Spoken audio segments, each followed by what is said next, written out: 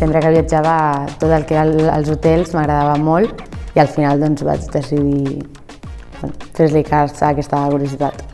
i veure què passava. Després de 25 anys amb el sector, vaig decidir dedicar-me a la docència per poder transmetre tots aquests coneixements que jo havia adquirit durant aquests anys als nous professionals del turisme. La formació que em va oferir Jesuïtes Sarrià va ser clau pel meu futur, ja que em va ajudar a poder tenir la meva pròpia empresa privada i tenir una xarxa de contactes mundialment. El dia a dia al Sant Ignasi és molt dinàmic perquè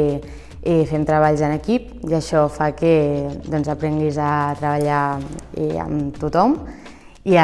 les profes ens ajuden molt perquè estan sempre amb nosaltres. El nostre objectiu al treballar per projectes és, per una banda, posar-los en situacions reals que hauran de resoldre amb el seu dia a dia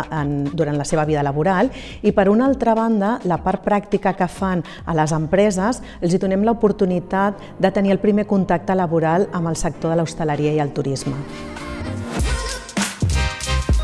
El consell que li donaria a algú que està pensant en estudiar turisme és que sobretot tingui vocació, perquè és un sector que et ofereix moltes oportunitats i t'obrirà moltes portes al teu futur. Doncs en un futur em veig treballant d'això, però no aquí, sinó fora d'Espanya, perquè al final és un sector que es mou molt i que tens oportunitats tant aquí com en qualsevol part del món i no sé, tinc moltes ganes perquè és molt possible.